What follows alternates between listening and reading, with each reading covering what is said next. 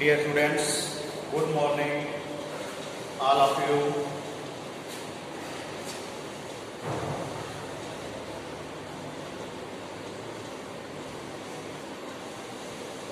बेटा कल मैंने आपको बताया था बायस लॉ, चार्ल्स लॉ और गैस समीकरण और उसके न्यूमेरिकल कराए थे। आज हम पढ़ेंगे ठोसों का ऊष्मीय प्रसार।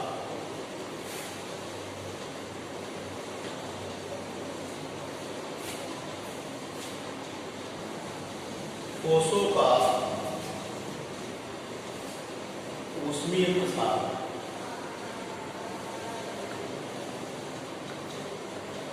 देखिए, प्रायः ऐसा होता है बेटा, जब किसी ठोस का ताप बढ़ाया जाता है,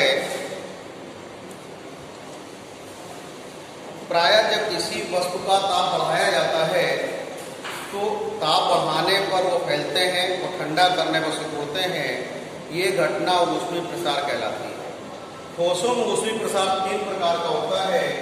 पहला होता है रेखीय प्रसार। रेखीय प्रसार।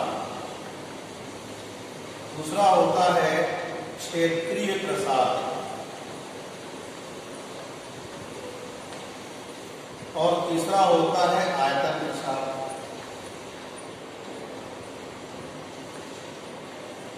देखिए, रेखीय प्रसार क्या होता है? जब किसी वस्तु का ताप बढ़ाने पर केवल एक ही अक्ष में वृद्धि होती है, अर्थात लंबाई में ही वृद्धि होती है, तो उसे क्या कहते हैं? रेखीय प्रसार कहते हैं। जैसे किसी क्षण का ताप बढ़ाया जाता है तो उसकी लंबाई में वृद्धि होगी, तो यह आपका रेखीय प्रसार हो गया। क्षेत्रीय प्रसार, जब ताप बढ़ाने पर लंबाई और चौड़ाई दोनों में वृद्धि होती है, यानी क्षेत्रफल में वृद्धि होती है, प्रसार होता है, तो उसे क्या कहते हैं? क्षेत्रीय प्रसार कहते हैं। समतल का ताप बढ़ाएं तो क्या होगा? क्षेत्रीय प्रसार। आयतन प्रसार क्या होता है? जब किसी वस्तु का किसी ठोस का ताप बढ़ाने पर लंबाई, चौड़ाई, ऊंचाई अर्थात आयतन में वृद्धि होती है, तो उसे हम क्या कहते हैं? आयतन प्रसार कहते हैं। जैसे किसी घन का ताप बढ़ाइए तो उसकी लंबाई, चौड़ाई, ऊंचाई तीनों में वृद्धि होगी। तो ये था बेटा आपका रेखीय प्रसार, क्षेत्रीय प्रसार और आयतन प्रसार।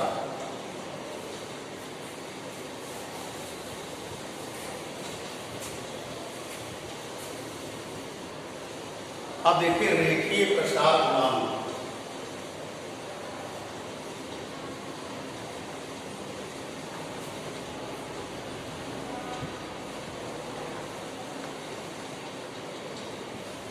देखिए, रेखीय प्रसार गुणांक क्या होता है बेटा? मान लीजिए किसी L लंबाई की छड़ का ताप डेल्टा T डिग्री सेंटीग्रेड बढ़ाने पर उसकी लंबाई में डेल्टा L की वृद्धि होती है। मान लीजिए किसी क्षण का ताप माना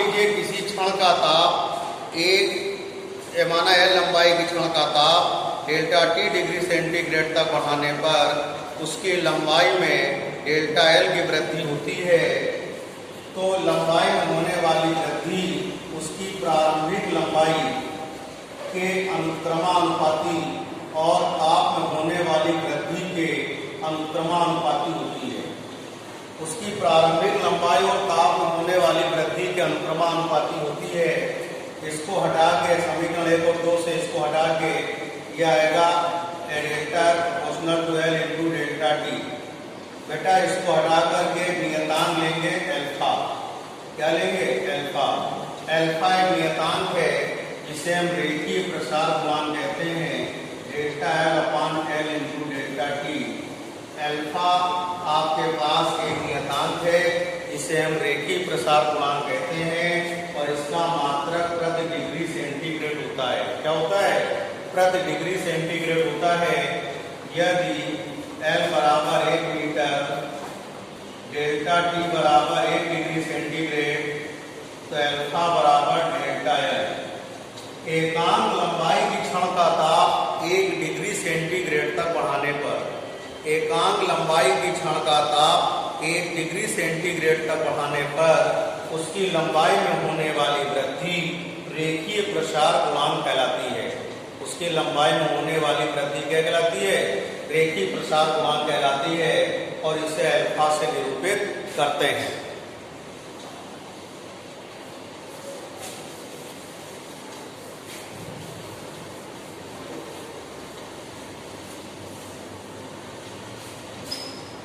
अब नेक्स्ट टॉपिक है बेटा क्षेत्रीय प्रसार गुणांक।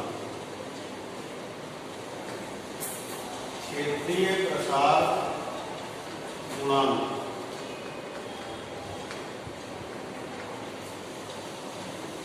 देखिए बेटा, मान लीजिए कोई तल है, कोई एक पटल है जिसका क्षेत्रफल कैपिटल ए है और उसका ताप डेल्टा टी डिग्री सेंटीग्रेड तक बढ़ाने पर उसके क्षेत्रफल में डेल्टा ए की वृद्धि होती है।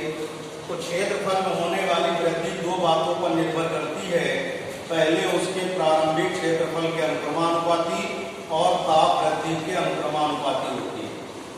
क्षेत्रफल में होने वाली वृद्धि उसके प्रारंभिक क्षेत्रफल और ताप वृद्धि क्या होती है बेटा? अनुक्रमानुपाती होती है। यानी delta A proportional to capital A, delta A proportional to delta T. समीकरण 1 और 2 से आप लिखेंगे delta A proportional to A into delta T. बेटा इसको हटा के नियतांक लेंगे आप बीटा। क्या लेंगे? बीटा। तो जो बीटा है एक नियतांक है और इसको क्या कहते हैं बेटा? बीटा एक नियतांक है जिसे हम क्या कहते हैं? क्षेत्रीय प्रसार गुणांक कहते हैं। क्या कहते हैं? बीटा को आप क्या कहोगे? क्षेत्रीय प्रसार गुणांक। क्या कहोगे? क्षेत्रीय प्रसार गुणांक। इसका मात्रक भी प्रति डिग्री सेंटीग्रेड होता है। यदि ए बराबर 1 मीटर स्क्वायर, डेल्टा टी बराबर 1 डिग्री सेंटीग्रेड, तो बीटा बराबर डेल्टा ए।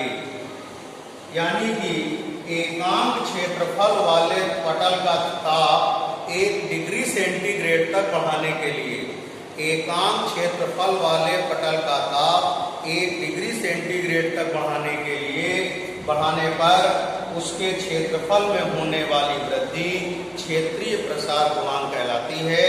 इसको बीटा से निरूपित करते हैं और इसका मात्रक प्रति डिग्री सेंटीग्रेड होता है।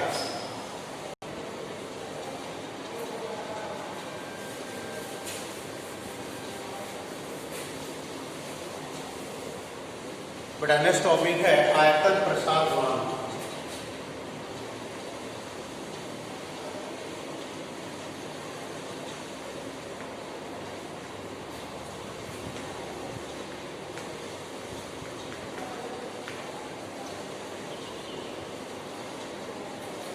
मान लीजिए किसी घन का आयतन V है और उसका ताप डेल्टा टी डिग्री सेंटीग्रेड तक बढ़ाया जाता है, तो उसके आयतन में होने वाली वृद्धि डेल्टा भी दो बातों पर निर्भर करती है। कितनी बातों पर करती है? दो बातों पर। पहला, आयतन में होने वाली वृद्धि उसके प्रारंभिक आयतन के अनुक्रमानुपाती और आयतन में होने वाली वृद्धि उसके ताप में होने वाली वृद्धि के अनुक्रमानुपाती। Delta B proportional to B, delta B proportional to delta T. समीकरण 1 और 2 से क्या होगा? Delta B proportional to B delta T. अब देखिएगा, यहां से इसको हटा करके नियतांक लगाएंगे गामा। गामा एक नियतांक है जिसे हम आयतन प्रसार गुणांक कहते हैं। क्या कहते हैं? आयतन प्रसार गुणांक कहते हैं। Gamma equals to delta B upon B into delta T. और इसका भी मात्रक क्या होता है? प्रति डिग्री सेंटीग्रेड होता है। क्या होता है बेटा? प्रति डिग्री सेंटीग्रेड होता है। यदि V बराबर 1 मीटर क्यूब, डेल्टा T बराबर 1 डिग्री सेंटीग्रेड, तो गामा बराबर डेल्टा V। यानी एकांक आयतन वाले ठोस का ताप, किसका ताप?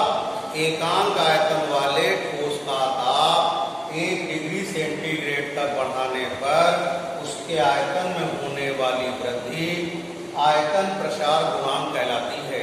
बात समझ में आ गई? एकांक आयतन वाले ठोस का ताप 1 डिग्री सेंटीग्रेड तक बढ़ाने पर उसके आयतन में होने वाली वृद्धि आयतन प्रसार गुणांक कहलाती है। इसे गामा से निरूपित करते हैं। तो मात्रक क्या होता है? प्रति डिग्री सेंटीग्रेड होता है।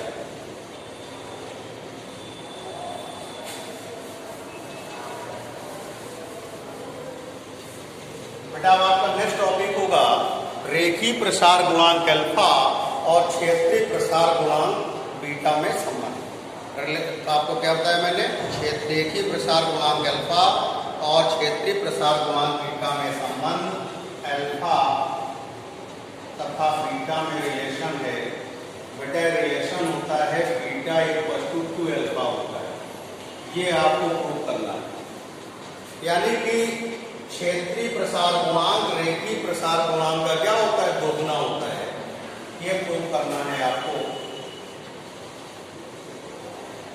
मान लीजिएगा एक वर्गाकार पटल है, क्या है बेटा, एक वर्गाकार पटल है, एकांक भुजा का एक वर्गाकार पटल है, इसकी भुजा 1 मीटर है। कितनी है, 1 मीटर है। जब इसका ताप 1 डिग्री सेंटीग्रेड बढ़ाते हैं, कितना बढ़ाते हैं, 1 डिग्री सेंटीग्रेड बढ़ाते हैं, तो इसकी भुजा में अल्फा की वृद्धि होती है। कितनी वृद्धि होती है, अल्फा।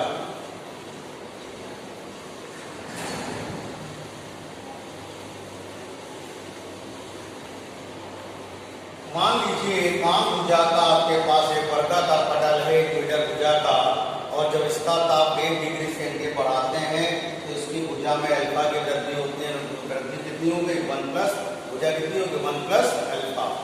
तो प्रारंभिक क्षेत्रफल पहले हम निकालेंगे। प्रारंभिक क्षेत्रफल A बराबर A1 बराबर क्या होगा, भुजा स्क्वायर, क्या होगा, भुजा स्क्वायर, यानी कि 1 का स्क्वायर बराबर 1 वर्ग इकाई। इकाई का मतलब हो गया मीटर, सेंटीमीटर, किलोमीटर, मिलीमीटर, कुछ भी हो सकता है। अंतिम क्षेत्रफल A2 बराबर आएगा 1 प्लस अल्फा का स्क्वायर। बेटा इसमें a प्लस बी के होल स्क्वायर का फार्मूला लगाएंगे। क्या लगाएंगे, a प्लस बी के होल स्क्वायर का formula a square plus B square plus 2ab। तो यहाँ अप्लाई करेंगे तो 1 प्लस अल्फा स्क्वायर प्लस क्या होगा, 2 अल्फा। बेटा यहाँ पर अल्फा बहुत छोटी राशि है, तो अल्फा स्क्वायर को क्या करेंगे, नगण्य मान लेंगे। अल्फा स्क्वायर क्या मान लेंगे, नगण्य। भाई अल्फा बहुत छोटी राशि है, मान लो इसकी वैल्यू 0.00025 आई, स्क्वायर करेंगे और छोटी हो जाएगी, तो अल्फा स्क्वायर की वैल्यू क्या मान लेंगे, नगण्य हो जाएगी। क्या हो जाएगी, नगण्य हो जाएगी। तो यहाँ पर आएगा 1 प्लस 2 अल्फा। क्षेत्रफल में वृद्धि क्या होगी बेटा,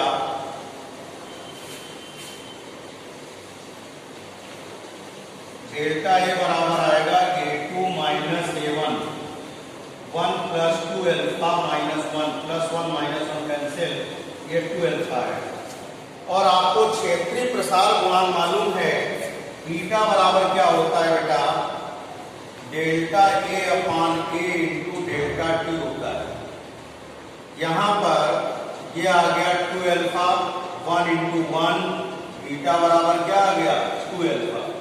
तो ये आ गया अल्फा बीटा में संबंध, यानी कि क्षेत्रीय प्रसार गुणांक रेखीय प्रसार गुणांक का कितना होता है, 2 गुना होता है। बात समझ में आ गई, इतना क्लियर हो गया, कोई प्रॉब्लम है आपको?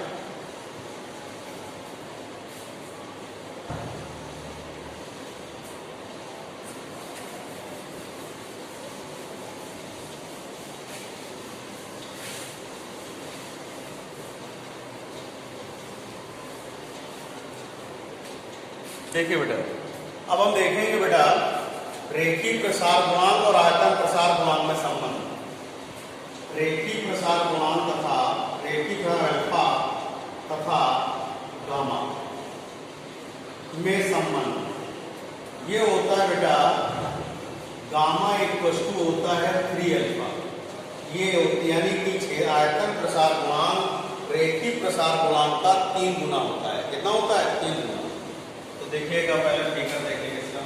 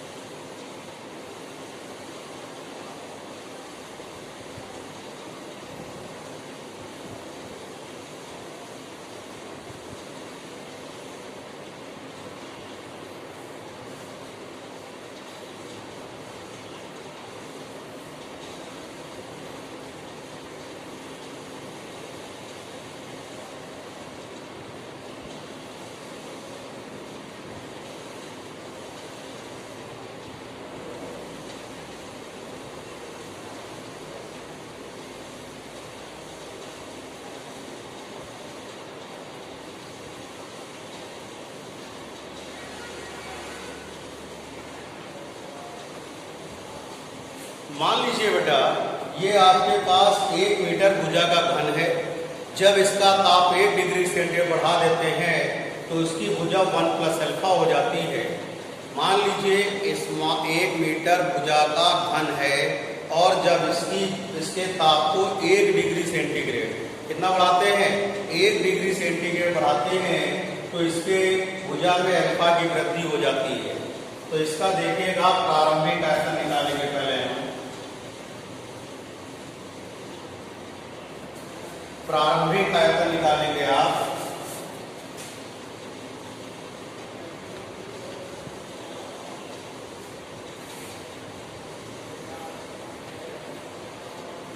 प्रारंभिक आयतन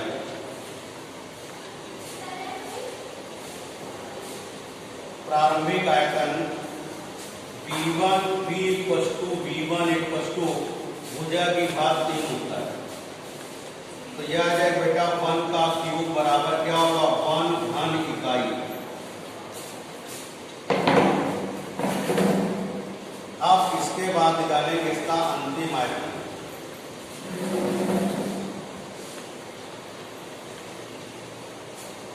V2 होगा 1 प्लस अल्फा की पावर 3। अब इसमें फार्मूला लगाएंगे a प्लस बी के होल क्यूब का। वो क्या होता है, a cube plus b cube plus 3a square b और प्लस 3ab स्क्वायर होता है। फिर सुनिए a प्लस b का होल क्यूब होता है a cube plus b cube plus 3a square b plus 3ab square. तो ये होगा 1 प्लस अल्फा क्यूब प्लस क्या होगा 3 अल्फा स्क्वायर प्लस 3 अल्फा। अब देखिएगा अल्फा क्यूब 3 अल्फा स्क्वायर क्या हो जाएगा आपके पास, ये नगण्य हो जाएगा, अल्फा बहुत छोटी राशि है तो जाएगा 1 प्लस 3 अल्फा होगा। आयतन में वृद्धि क्या होगी,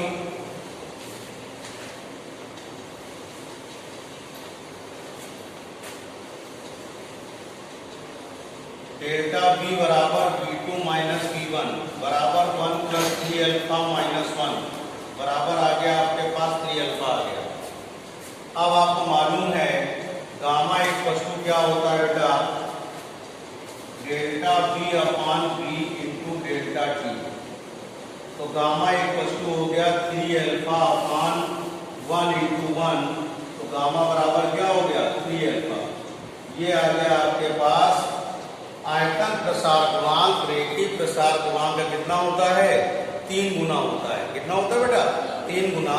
तो ये था आपका अल्फा और गामा में संबंध, यानी कि रेखीय प्रसार गुणांक और आयतन प्रसार गुणांक में संबंध।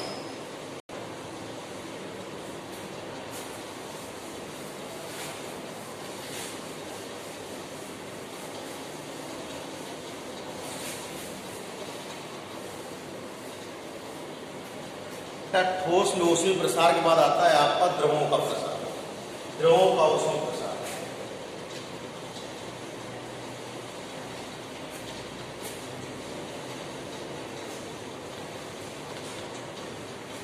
बेटा जब किसी द्रव को आप किसी पात्र में लेकर के गर्म करेंगे, जो पात्र में लेकर गर्म करते हैं तो पहले पात्र का प्रसार होता है। जिस पात्र में लेकर गर्म करते हैं पहले उसका प्रसार होता है, फिर द्रव का प्रसार होता है। इस तरह द्रव में प्रसार 2 प्रकार का होता है, एक आभासी प्रसार, दूसरा वास्तविक प्रसार। जब हम बर्तन के प्रसार को छोड़ देते हैं तो द्रव में होने वाला प्रसार आभासी प्रसार कहलाता है, और जब बर्तन में होने वाले प्रसार को हम इंक्लूड कर लेते हैं तो क्या होता है, वास्तविक प्रसार होता है। बात समझ में आ गई। जब किसी पात्र में बर्तन में लेकर के आप द्रव को गर्म करोगे तो पहले बर्तन का प्रसार होगा, उसके बाद द्रव का प्रसार होगा। तो इसमें प्रसार 2 प्रकार का होता है, एक होता है वास्तविक प्रसार होता है, दूसरा होता है आभासी प्रसार। एक वास्तविक प्रसार होता है, दूसरा क्या होता है, आभासी प्रसार होता है। वास्तविक प्रसार क्या होता है, जब आप द्रव का प्रसार और बर्तन के प्रसार दोनों को ले लेते हैं तो वास्तविक प्रसार होगा, और जब बर्तन के प्रसार को आप छोड़ देंगे तो क्या होगा, आभासी प्रसार होगा। तो यहाँ पर 2 आते हैं, वास्तविक प्रसार गुणांक और रेखीय क्या नाम है, वास्तविक प्रसार गुणांक और आभासी प्रसार गुणांक। आभासी प्रसार गुणांक गामा ए बराबर होता है delta V A upon V into delta T. ये हो गया बेटा आपका आभासी प्रसार गुणांक प्रति डिग्री सेंटीग्रेड। और वास्तविक प्रसार गुणांक होता है gamma R equal to upon V into delta T. ये होता है बेटा आपका वास्तविक प्रसार गुणांक होता है। आभासी को गामा ए से निरूपित करते हैं आभासी प्रसार गुणांक को, और वास्तविक प्रसार गुणांक को गामा आर से निरूपित करते हैं। बात समझ में आ गई। इसको इस तरह भी समझ सकते हैं कि एकांक आयतन वाले द्रव का ताप 1 डिग्री सेंटीग्रेड बढ़ाने पर उसके आयतन में जो आभासी वृद्धि होती है उसे आभासी प्रसार गुणांक कहते हैं। और एकांक आयतन वाले द्रव का ताप 1 डिग्री सेंटीग्रेड पर बढ़ाने पर उसके आयतन में जो वास्तविक वृद्धि होती है उसे क्या कहते हैं? वास्तविक प्रसार गुणांक कहते हैं। इनमें संबंध क्या होता है? देखिए, वास्तविक प्रसार गुणांक होता है आपके पास आभासी प्रसार गुणांक प्लस बर्तन का प्रसार गुणांक। प्लस क्या होता है? बर्तन का प्रसार गुणांक। मान लीजिए ग्लास का बीकर लिया है तो ये गामा जी होगा, ये गामा ए होगा, ये गामा आर होगा। वास्तविक प्रसार गुणांक बराबर होता है आभासी प्रसार गुणांक प्लस बर्तन का प्रसार गुणांक। इतनी बात समझ में आ गई बेटा?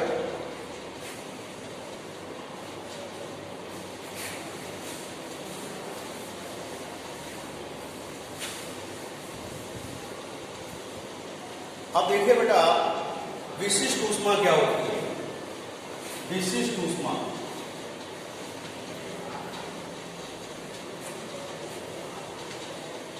यानी इसको कहते हैं इंग्लिश में स्पेसिफिक हीट कहते हैं। किसी पदार्थ को दी गई ऊष्मा दो बातों पर निर्भर करती है बेटा। कितनी बातों पर? दो बातों पर। किसी पदार्थ को दी गई ऊष्मा Q उसके द्रव्यमान और ताप वृद्धि के अनुक्रमानुपाती होती है।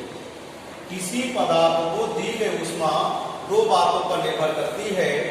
पहला है उसके द्रव्यमान के अनुक्रमानुपाती और ताप वृद्धि के अनुक्रमानुपाती। और इसको क्या करते हैं? समीकरण 1 और 2 से Q proportional to m delta T. बेटा इसको हटा के नियतांक लगाते हैं S। क्या लगाते हैं? S। तो Q बराबर होता है ms डेल्टा टी। बेटा S एक नियतांक है जिसे हम विशिष्ट ऊष्मा कहते हैं। पदार्थ क्या कहते हैं? विशिष्ट ऊष्मा। इसको कैपिटल S से भी निरूपित किया जाता है और C से भी निरूपित किया जाता है। इसको C से भी निरूपित करते हैं और कैपिटल S से भी निरूपित करते हैं। तो S बराबर यहां से आएगा Q upon m delta T. तो यहां से हो जाएगा, इसका मात्रक होता है बेटा जूल प्रति किलोग्राम डिग्री सेंटीग्रेड। यदि m बराबर 1 किलोग्राम, डेल्टा T बराबर 1 डिग्री सेंटीग्रेड, तो S बराबर कितना होगा? Q आएगा। S बराबर कितना होगा? Q। एकांक द्रव्यमान वाले पदार्थ का ताप 1 डिग्री सेंटीग्रेड तक बढ़ाने के लिए आवश्यक ऊष्मा की मात्रा पदार्थ की विशिष्ट ऊष्मा कहलाती है। एक देखिए, किसी पदार्थ को दी गई ऊष्मा दो बातों पर निर्भर करती है। कितनी बातों पे? दो बातों पे। उसके द्रव्यमान के अनुक्रमानुपाती और ताप वृद्धि के अनुक्रमानुपाती। Q proportional to m, Q proportional to delta T. समीकरण 1 और 2 से लिखेंगे Q proportional to m delta T. एक नियतांक लेंगे S, तो Q बराबर ms डेल्टा टी। S बराबर Q upon m delta T आएगा। S एक नियतांक है जिसे हम पदार्थ की विशिष्ट ऊष्मा कहते हैं और ये इसको कैपिटल S से भी निरूपित करते हैं और C से भी निरूपित करते हैं। इसका मात्रक जूल प्रति किलोग्राम डिग्री सेंटीग्रेड होता है बेटा। यदि m बराबर 1 किलोग्राम, डेल्टा T बराबर 1 डिग्री सेंटीग्रेड, तो S बराबर कितना आ जाएगा? Q आ जाएगा। यानी एकांक द्रव्यमान वाले पदार्थ का ताप 1 डिग्री सेंटीग्रेड तक बढ़ाने के लिए, एकांक द्रव्यमान वाले पदार्थ का ताप 1 डिग्री सेंटीग्रेड तक बढ़ाने के लिए आवश्यक ऊष्मा की मात्रा विशिष्ट ऊष्मा कहलाती है। इसका मात्रक जूल प्रति किलोग्राम डिग्री सेंटीग्रेड या कैलोरी प्रति ग्राम डिग्री सेंटीग्रेड होता है। इतनी बात समझ में आ गई बेटा?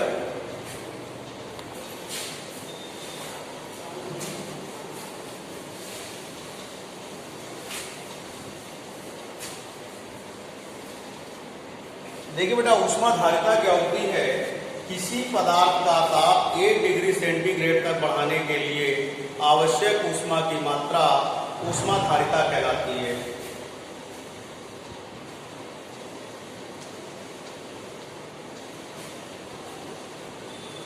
ऊष्माधारिता बराबर होता है ms। किसी पदार्थ का ताप 1 डिग्री सेंटीग्रेड तक बढ़ाने के लिए आवश्यक ऊष्मा की मात्रा क्या कहलाती है? ऊष्माधारिता कहलाती है। किसी पदार्थ का ताप 1 डिग्री सेंटीग्रेड तक बढ़ाने के लिए आवश्यक ऊष्मा की मात्रा क्या कहलाती है? आपकी ऊष्माधारिता कहलाती है। इसका मात्रक जूल प्रति डिग्री सेंटीग्रेड होता है। क्या होता है? जूल प्रति डिग्री सेंटीग्रेड होता है। बात समझ में आ गई?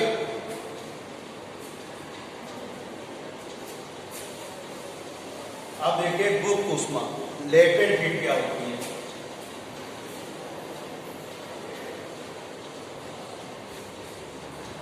गुप्त ऊष्मा क्या है?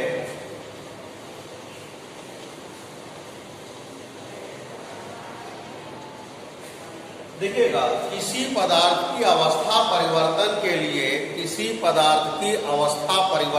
लिए आवश्यक ऊष्मा की मात्रा और उसके पदार्थ के द्रव्यमान का अनुपात उस गुप्त ऊष्मा कहलाता है। स्थिर ताप पर, कहां पर? स्थिर ताप पर किसी पदार्थ की अवस्था परिवर्तन के लिए, इसमें ध्यान रखिए स्थिर ताप होना चाहिए। जैसे बर्फ पिघलती है 0 डिग्री सेंटीग्रेड की बर्फ का 0 डिग्री सेंटीग्रेड की बर्फ में पिघलना, 100 डिग्री सेंटीग्रेड के जल का 100 डिग्री सेंटीग्रेड के वाष्प में बदलना, यानी अवस्था परिवर्तन हमेशा स्थिर ताप पर होगा। ये ध्यान रखिएगा। बात समझ आ गई? अवस्था परिवर्तन मतलब ठोस से द्रव में, द्रव से ठोस में, ठोस से गैस में, तो ये सब अवस्था परिवर्तन स्थिर ताप पर होता है। तो स्थिर ताप पर किसी गैस की अवस्था, किसी पदार्थ की अवस्था परिवर्तन के लिए आवश्यक ऊष्मा और पदार्थ के द्रव्यमान का अनुपात गुप्त ऊष्मा कहलाता है। इसका मात्रक जूल प्रति किलोग्राम या कैलोरी प्रति ग्राम होता है। यदि m बराबर 1 kg तो L बराबर Q, यानी कि स्थिर ताप पर एकांक द्रव्यमान वाले पदार्थ का, स्थिर ताप पर एकांक द्रव्यमान वाले पदार्थ की अवस्था परिवर्तन के लिए आवश्यक ऊष्मा को पदार्थ की क्या कहते हैं? गुप्त ऊष्मा कहते हैं। कैपिटल L से निरूपित करते हैं और इसका मात्रक क्या होता है? जूल प्रति किलोग्राम या कैलोरी प्रति ग्राम होता है।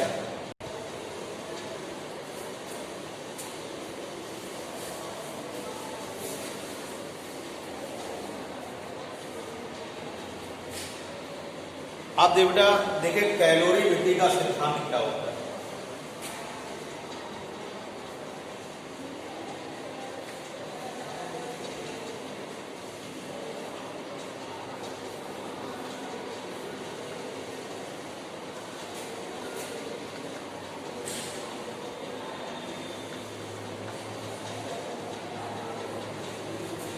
कैलोरी सिद्धांत क्या होता है बेटा? मान लीजिए 2 वस्तुएं आपके पास A और B है। एक वस्तु A है और एक वस्तु क्या है? B। इसका द्रव्यमान m1 है, विशिष्ट ऊष्मा S1 है, ताप T1 है। इसका द्रव्यमान m2 है, विशिष्ट ऊष्मा H2 है, ताप T2 है। T1 इज ग्रेटर देन क्या है? T2। मान लीजिए 2 वस्तु है आपके पास A और B, जिनके द्रव्यमान क्रमशः m1 m2 है, विशिष्ट ऊष्मा S1 S2 है, ताप T1 T2 है। तो जब दोनों वस्तुओं को परस्पर T1 का मान T2 से ज्यादा, ये ध्यान रखिएगा, जब 2 वस्तुएं भिन्न भिन्न ताप पर परस्पर संपर्क में लाई जाती हैं, वैज्ञानिक कैलोरी विधि के सिद्धांत के अनुसार जब 2 वस्तुएं भिन्न भिन्न ताप पर एक दूसरे के संपर्क में लाई जाती हैं तो ऊष्मा का स्थानांतरण तब अधिक ताप से कम ताप की ओर तब तक होता है जब तक दोनों का ताप समान न हो जाए। वैज्ञानिक कैलोरीमिति के सिद्धांत के अनुसार जब भिन्न भिन्न ताप पर दो वस्तुएं परस्पर संपर्क में लाई जाती हैं तो ऊष्मा का स्थानांतरण अधिक से कम की ओर तब तक होता है जब तक दोनों का ताप समान न हो जाए। यही कैलोरीमिति का सिद्धांत है। देखिए, दी गई ऊष्मा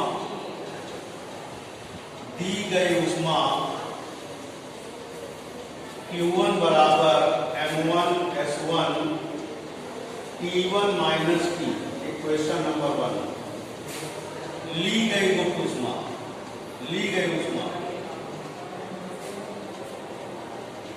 Q2 बराबर M2S2 T माइनस T। अब देखिए, कैलोरीमिति के सिद्धांत से दी गई ऊष्मा बराबर ली गई ऊष्मा। कैलोरीमिति के सिद्धांत से दी गई ऊष्मा बराबर क्या होगा? ली गई ऊष्मा। तो आएगा M1S1 T1 minus T M2S2 T minus क्या होगा? T। तो बेटा, यही कैलोरीमिति का सिद्धांत है। वैज्ञानिक कैलोरीमिति के सिद्धांत के अनुसार जब भिन्न भिन्न ताप पर दो वस्तुएं परस्पर संपर्क में लाई जाती हैं तो ऊष्मा का स्थानांतरण हमेशा अधिक ताप से कम ताप की ओर होता है। कब तक होता है? जब तक दोनों का ताप समान न हो जाए। मान लीजिए दोनों का समान ताप क्या हो गया? स्मॉल टी हो गया, ठीक है ना। तो यहाँ दी गई ऊष्मा बराबर होगा Q1 बराबर M1, A द्वारा दी गई ऊष्मा Q1 बराबर M1S1 T1 माइनस T, और B द्वारा ली गई ऊष्मा M2S2 Q2 बराबर M2S2 T माइनस T। और वैज्ञानिक कैलोरीमिति के सिद्धांत के अनुसार Q1 बराबर Q2 मतलब A द्वारा दी गई ऊष्मा बराबर B द्वारा ली गई ऊष्मा। तो फार्मूला आएगा M1S1 T1 माइनस T बराबर M2S2 T माइनस T2 हो जाएगा।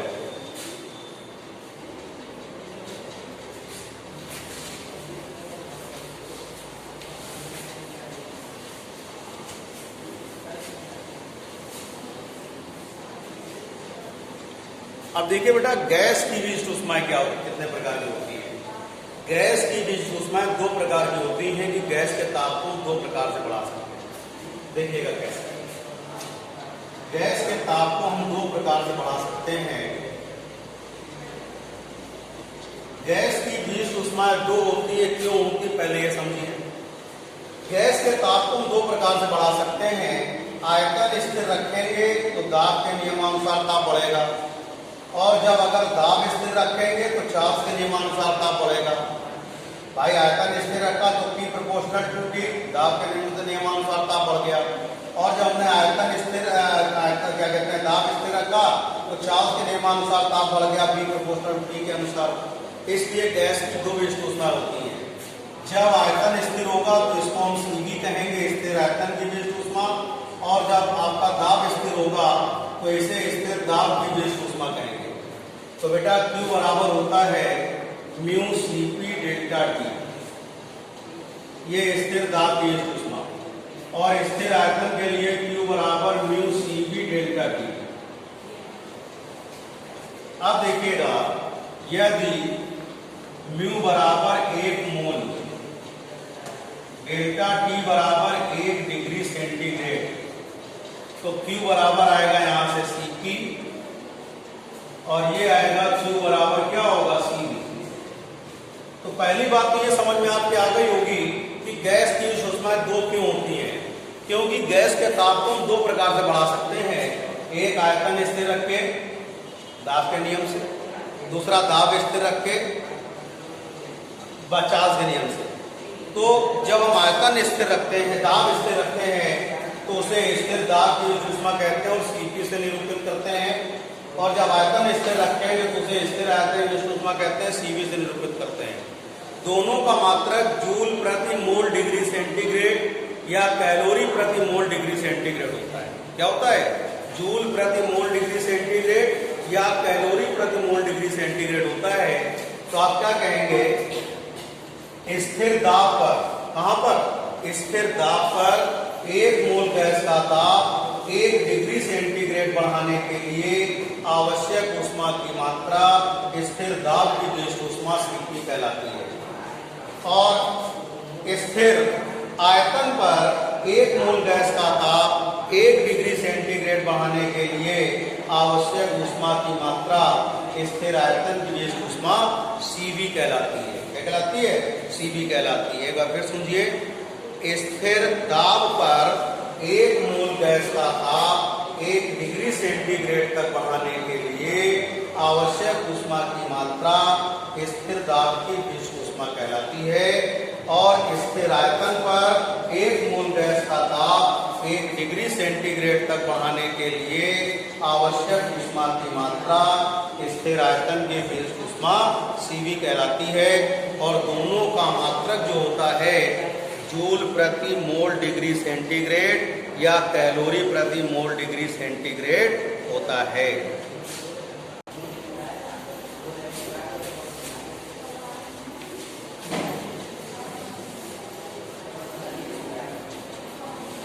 देखिए बेटा, अगला पॉइंट है स्थिर दाब की ऊष्मा Cp जो होती है Cv से हमेशा अधिक होती है। Cp is always greater than Cv। और इन दोनों का जो डिफरेंस होता है ये आपका सार्वत्रिक गैसीय नियतांक R के बराबर होता है। इसे मेयर सूत्र भी कहते हैं। क्या कहते हैं? Cp माइनस Cv को बराबर R इक्वल टू, इसको मेयर सूत्र कहा जाता है। Cp का मान Cv से अधिक क्यों होता है? क्योंकि स्थिर दाब पर आपको वायु दाब के विरुद्ध अतिरिक्त कार्य करना पड़ता है, इसलिए Cp का मान Cv से क्या होता है? अधिक होता है। बात समझ में आई कि नहीं आई? स्थिर दाब पर आपको वायु दाब के विरुद्ध अतिरिक्त कार्य करना पड़ता है, इसलिए Cp का मान हमेशा Cv से क्या होता है? अधिक होता है बेटा। थैंक यू बेटा।